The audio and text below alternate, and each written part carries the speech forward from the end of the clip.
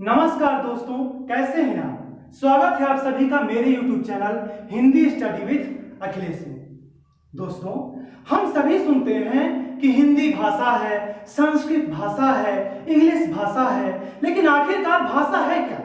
भाषा किसे कहते हैं, इसके कितने प्रकार होते हैं और इसका महत्व क्या है, इसके विषय में आज हम इस वीडियो में चर्चा करेंगे। तो चलिए हम समझते हैं भाषा के विषय में। दोस्तों, भाषा शब्द की उत्पत्ति संस्कृत की भाष धातु से हुई है, जिसका शाब्दिक अर्थ होता है बोलना।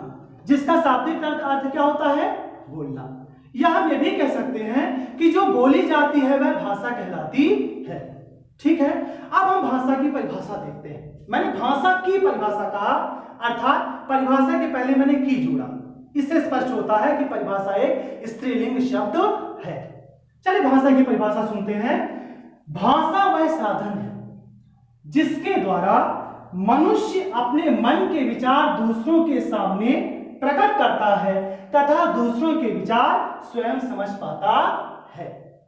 इसे हम ये भी कह सकते हैं कि भाषा वह साधन है जिसके द्वारा मनुष्य अपने विचारों का आदान प्रदान करता है।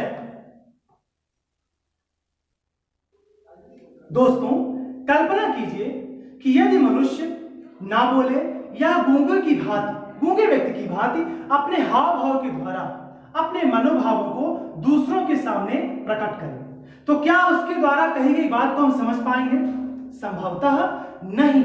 हो सकता है कि शायद यही कारण हो कि पशुधन विकास की दशा को अब तक भाषा के कारण नहीं प्राप्त कर पाए हैं।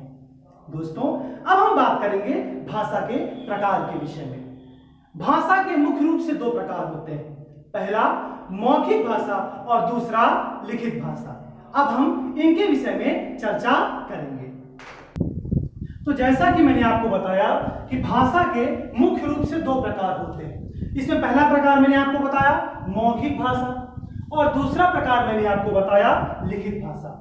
आइए दोस्तों, अब हम इसके विषय में जानते हैं। मौखिक भाषा किसे कहते हैं?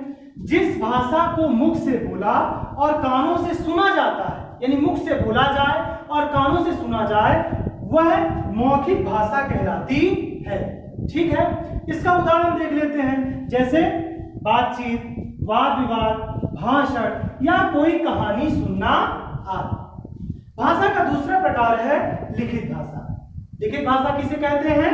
मन के भावों तथा विचारों को जब लिख कर प्रकट किया जाए, मन के भावों तथा विचारों को जब लिख कर प्रकट किया जाए तो यह रूप भाषा का लिखित रूप कहलाता है। इसका उदाहरण यदि हम देखें तो समाचार पत्र है। ठीक है दोस्तों, अब हम चर्चा करेंगे कि भाषा के इन दोनों रूपों में अंतर क्या है, इसमें क्या अंतर है, इसके विषय में अब हम चर्चा करेंगे। दोस्तों, भाषा के दोनों रूपों में अंतर क्या है, इस बात पर हम चर्चा कर रहे हैं। तो भाषा का मौखिक रूप परिवर्तनशील है। भाषा का मौखिक रूप कैसा होता है? परिवर्तनशील होता है, अर्थात इसमें परिवर्तन किए जा सकते हैं, जबकि इसका लिखित रूप में स्थिरता बनी रहती है। यानी इसका ये लिखित रूप स्थिर रहता है, इसमें परिवर्तन जल्दी नहीं हो पाता है। यही इन दोनों में मुख्य अंतर है। अब हमारे सामने प्रश्न आता है कि भाषा का महत्व क्या है। दोस्तों, मैंने आपको पूर्व में ही बताया कि यदि हमारे पास भाषाएं नहीं होती, हिंदी, अंग्रेजी, संस्कृत जैसी भाषाएं नहीं होती, तो हमारी स्थिति भी कहीं ना कहीं पशुओं की तरह ही होती। हम भी अपने विचारों को आसानी से किसी के समक्ष प्रस्तुत करने में असमर्थ होते। सबसे पहला तो महत्व यही है। इसके अलावा आप देख सकते हैं कि भाषा के लिखित रूप का प्रयोग पूरे संसार में व्यापक तौर पर किया जाता है। समाचार पत्र हो, पत्रिकाएं हो, कहानियां हो, इन सब में भाषा के लिखित रूप का प्रयोग किया जाता है। वास्तव में यदि हम कहें तो इन दोनों में से भाषा के मौखिक रूप और भाषा के लिखित रूप, इन दोनों में से मुख्य रूप से इसके लिखित रूप का ज्यादा महत्व है। चलिए दोस्तों, आपने मेरे वीडियो को देखा, इसके लिए आप सभी का बहुत बहुत धन्यवाद। अब हम मिलते हैं अगले वीडियो में, तब तक के लिए आप सभी को नमस्कार, राम राम।